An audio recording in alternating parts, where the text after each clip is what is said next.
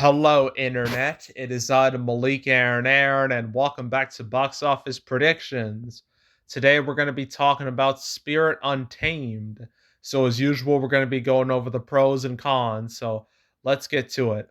Pros. We have not gotten a whole lot of family movies this year at all.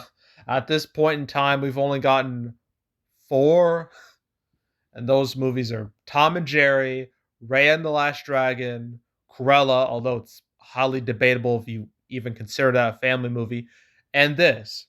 And I know parents out there are just desperate to get their kids out of the house and do something.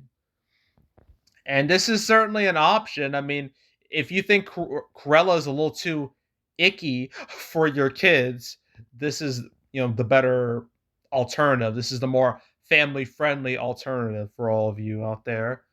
And I imagine some parents are probably going to do it. So, yeah, that's a pro, I guess. Lack of family movies out there. And, that particular audience is just dying to get their kids out the house. That's pro number one. Pro number two. This is a DreamWorks movie. I know DreamWorks got some different people to make it in order to save money, but as long as the DreamWorks name, it's still a part of the brand. And the DreamWorks animation brand has been kind of like the whole track record's been very spotty, especially in the last decade.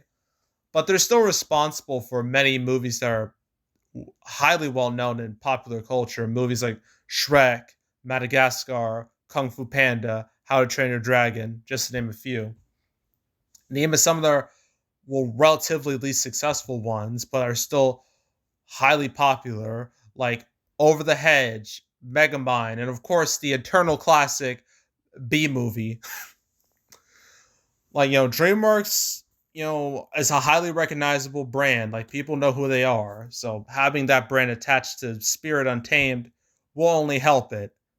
Maybe. So I would consider that pro right there. Oh, I don't know. I well, I guess, this movie is targeted towards young girls, obviously. And that young girl market is very strong. Like, they will watch anything. I mean, look at every single Disney princess movie ever made. I think that's proof positive that going towards like the young girl audience can be very, very lucrative when it comes to the right movie.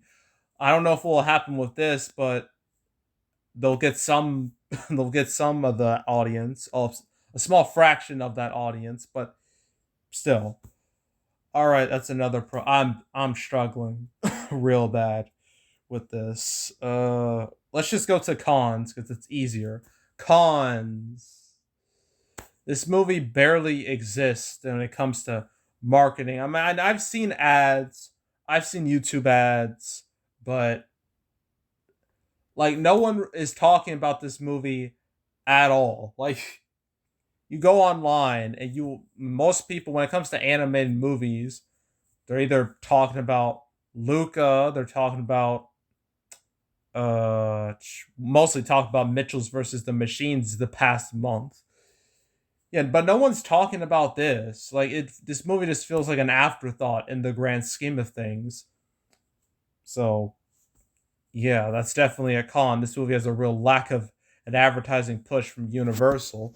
And the second con is that there's a lot of family movies coming out right after this. Like, this year started out slow when it comes to family movies, but after this, it's going to heat up very fast. I mean, we got Peter Rabbit 2 next weekend. We got Luca on Disney Plus. Got Boss Baby 2 in July. Space Jam 2 in July. Hotel Transylvania 4 in July. And then Jungle Cruise in July. That's all in the span of 2 months right after this movie. So after this weekend, this movie's gonna have no chance to breathe. It's gonna have no chance to make a mark because all those other movies are going to eat it alive. Well, except Luca, because that's on Disney Plus. But so more people are going to be talking about Luca than this. That's a guarantee. So, yeah, that's definitely a humongous con. All the competition that's on its way, with the most direct competition obviously being Peter Rabbit 2. So, yeah, big old con right there. Third con, DreamWorks' history. Oh boy. DreamWorks. Okay. Well, I've already said DreamWorks is responsible for a lot of, highly known animated franchises and whatnot. They also have had a lot of bombs, a lot of duds. We're talking Rise of the Guardians, Mr. Peabody and Sherman, Penguins of Madagascar. Those bombs in particular nearly killed the company. Okay? And the company was, well, they were able to survive, but still, those bombs did their damage. They did some real damage to the brand. And then their last movie that was released pre-pandemic, which was Abominable back in 2019, that didn't do too great either. That also did kind of poor by their standards. And then there's also, of course, the two movies that came out last year in a very during the pandemic in a both had interesting paths to well, one of them didn't even go to the cinema, the other did. But yeah, we got Trolls World Tour last year, the movie that skipped theaters and went straight to PVOD. It made history. It got AMC very pissed off, but eventually the AMC Universal broke bread and made up. So there was that, and then there was Croods 2, which did good by pandemic standards, but by normal standards, it did terrible. So, yeah, I definitely don't see this movie doing any better. In fact, I see it doing a lot worse because at least The Croods 2 felt like a big movie. This feels like something that belongs on Netflix or Peacock or something like that. This doesn't feel like a big screen experience. And speaking of Netflix, this is actually based off a Netflix show that was based off a DreamWorks movie from way back in the day. It was 2002. It was another Spirit movie. That was a 2D movie, and with two back then in that era, 2D was on its way out and 3D was on its way in as the new normal.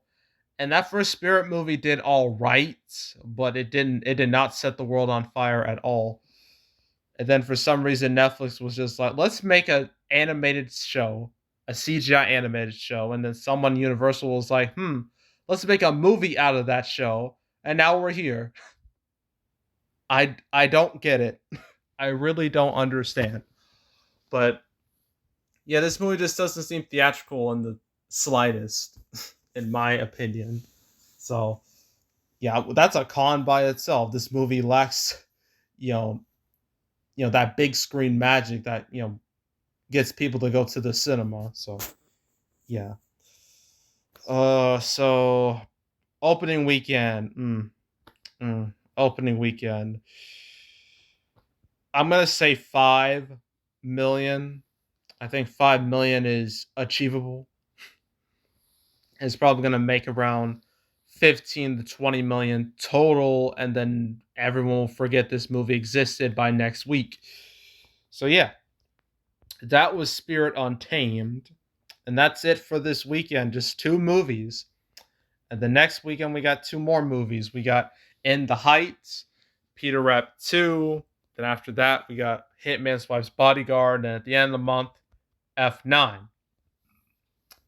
And I hope you're liking this slow calendar, because after this, things are going to get intense. Look at July. We got two movies, then one, then four, then four, then three. Like that's gonna be a rough month for me. But yeah, anywho, that is it. That is all. Make sure to subscribe, like this video, leave a comment, turn notifications, share the whole drill. Want to check out more videos like this? I got a playlist on the homepage filled with all previous prediction videos I made this year for movies like Tom and Jerry, Raya and the Last Dragon, Godzilla vs. Kong, Demon Slayer, Mortal Kombat, Quiet Place Part 2, Cruella, everything else. So if you want to watch any of those or any of my past prediction videos from like 2019 and 2020, you can go right ahead. There's also the canceled series where I go over all the movies that were supposed to come out but didn't. I just did one about the Ninja Turtles reboot that's coming in 2 years. But if you want to check that out or any of my past canceled episodes out, that way you're up to date on what's going on with all these movies. You can go right ahead. There's also box office recaps where I go over the box office results for any particular month. I just did the May recap a few days ago, and the June recap will come out first thing in July. But other than that, that is it. That is all. I am out. Goodbye.